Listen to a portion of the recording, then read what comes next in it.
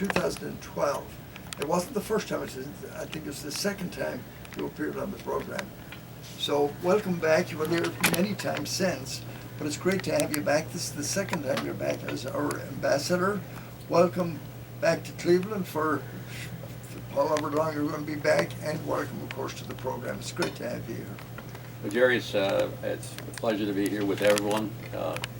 I'm really kind of excited when you start to, and move over to start some of your comments with poems and so forth. Very, very interesting. It's a whole new Gerry Quinn I'm looking at. Oh no, I'm big into the poetry. Oh God, I love the poetry. Now listen, I want to dive into this interview as fast as I can. How do you think your mother would feel if she was alive today and she could listen to you and see you and look at what you have accomplished in one generation? What do you think she's thinking? She's probably watching you right now. Well, I'm going to tell you a little about my mother.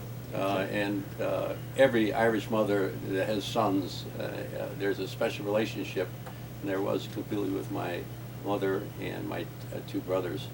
But let me tell you a little bit about my mom, because a lot of my personality and a lot of my attitude and a lot of the energy and what's been created came through my mother very, very clearly. She was born in Ireland, I think, in 1914, and at 18 years old, she was recruited by the Italian nuns, the Dominion nuns, to go to Italy for training. They were taking the Irish girls down there for training to become nuns, and she joined the group, and then the group left in 1925. I have the boat, I have the numbers, I know the pilot, and I know clearly where she left from, okay? And she was with 12 people, and I had the list of all the other nuns on there. When we arrived in New York City, somehow my mother never ended up at the convent. Okay. So she somehow, for some reason, very quickly, if not the first day, decided that she had accomplished what I think she set out, is to get out of Ireland and get into America, where she could go. She came through Italy. Came through it from Italy. Okay. And after graduating, first in her class in the nuns. I don't know that, I just make that up, but Yeah. it was, but it goes on about the grit of my mother, so she meets a man from Northern Ireland, Monaghan, and of course that time when you go back, mother out of Cork and Monaghan, I mean, no one was talking to anyone, but somehow they worked it out, and they had 3 boys, okay, and I was one of the 3 boys. And she didn't like being in New York City with all those buildings and so forth, so she decided to take her 3 boys and her husband to California. And that's where the gold was. And and she wasn't just satisfied with the way her boys were growing up. So we went down this is 1948, in June of 1948, we went down the New Jersey Turnpike, over the Pennsylvania Turnpike, There was no Ohio Turnpike, so we turned right or north, right up Route 7, into Conneaut, Ohio, where we stayed overnight in Conneaut, Ohio. Now, Conneaut, Ohio comes back in my history because I've had a plant there now for over 35 years and employs 300 people. It got there because I selected Conneaut for some reason, historically. But I remember leaving it on a Sunday morning, and in the middle of downtown Cleveland, on a Sunday morning, we're in the back of the truck, the 3 of us having a good old time, and the engine of the car blows up. And when it blows up, that's the end of the trip. No more going to California. My father was an electrician. He got a job. And unfortunately, he passed when I was very young, at 16, and left my mother with another challenge in her life. She had 3 boys. And she was unbelievable in her own way about teaching. And I lecture, as you know, all over the world on entrepreneurship, and the idea of rejection, and the idea of how do you overcome rejection in your personal life, in your businesses, particularly in a lot of businesses today that are in trouble. They got in trouble not because they made a mistake, it's because 19 came along. But there's a lot of courage and grit that comes to that. So mother, armed with that, it was simple for me because I just decided I had one paper out, I just got another paper out, and when a little man comes up the back of the stairs, and at that time they had the old milk bottles. That's how old this was. And there's 4 of them in the rack. I don't know if anybody in this listening to me knows about it, seen there in their minds. And I heard him talking to my mother about getting paid. So the motivation for me was built in.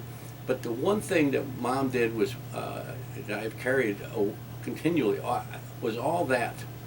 But she was crazed about the idea of teaching her sons how to think, okay? So you literally had to play Monopoly with my mother, or play Pinochle with my mother, or play chess with my mother. There was no getting around it. This is part of our lifestyle. You know, the dinners were always the same, except 5 days a week. But this was when you were around, you were not sitting around. You were either studying or you're playing games with her. And in Monopoly, you couldn't beat her because she was the bank, of course. And that's all about real estate. But the one thing that I carried, and still to this day, which makes me, in a lot of ways, very efficient as a businessman, is the idea in chess. She wanted me to learn how to play chess, and she would get furious if I made a move that didn't make any sense. And she'd literally stand up and almost go in tears, like it was going to cost her life. You know, an Irish mother, a lot of emotion to this. Like, this is all over. I'm going to die if you make moves like that. I said, but Mom, what are you talking about? She said, you're thinking about yourself. You're always thinking about yourself. To win in chess, to win in the world, you got to think about the other person. Concentrate on the other person and what they're thinking. Don't think about what you're thinking. You can get confused, and that's a bad move. And every time you do that, I'm going to start crying. Mm-hmm. So, I guess I'm trying to say to you that but when I was in County Cork, when I went back to Ireland, when I just became the pastor, after 17 months of being in the queue for lots of reasons, and then and finally when it comes down to the vote, the Senate votes 60-2 for me, and the real important committee was unanimous. So it wasn't me. I'm a good government person. I've been on both sides. So when I was in the little house, they went into Borrowbee, this little town, and somebody come up and tapped me on the shoulder and said, would you like to see the original homestead that all your family was born in, all 11 children? This was in Borrowbee. Borrowbee. My mother bought this from the estate. Would you like to see it? I said, of course, Mary Sullivan, so we can. And then I went into the little room, little house, fireplace, and this is, it's July now of 19, I've been on with the job a week. Mm. And that's the first place I wanted to go. I felt that was a good way to start my interaction. And I'm standing there, and one of the newspaper guys said, look, Ambassador, you look so intense. What are you thinking about? I said, I was just doing the math. My mother left here 87 years ago. 87 years ago, she left this house, went on that boat, went to America, had 3 boys, and sent one of the 3 boys back as the U.S. ambassador. Okay, that's quite an accomplishment for an Irish mother. So she would love it, Eddie. Yeah, well, she really would. I think that's the best I can do to describe her, because all that energy and all that ability and all that grit and all that ability to move away from rejection was built into me right from the very beginning. So it was hard when things were tough, and they're always tough, and we don't like the atmosphere right now because a lot of we have a high concentration of hourly employees in our in the 8,000 people we employ worldwide, and it's been a rough time, but we're handling it. They're handling it. It's in good hands. Your son Matt is CEO. Well, it's very unusual for in America. The entrepreneur builds the company, and it's so valuable. People pay him crazy amount of money, and he buys or she sells the company and goes to Florida and get a sunburn, or a lot of other changes. I never had that in mind. Matthew agreed with me when he came out of law school. He worked for the bank, but we decided, he's now, so I guess it's over 25 years ago, that he would be the CEO and the chairman of the company. And he's the chairman and CEO of the company not because his name is Crawford. He's the CEO of the company because he's an excellent, well-trained, smart guy that's got his hands and feet on the ground. And more important, I'm proud of the way he keeps handling our culture relative to the employees. Yeah, it can be a challenge with companies sometimes to continue on, to continue the generational carry on of the company to the next generation. A lot of companies fail because the next generation. But obviously, you've done a great job making sure that Matt and the Crawford name goes on from generation to generation. Well, for example, and from the very beginning, I've always, Frank Sullivan, you know, RPM.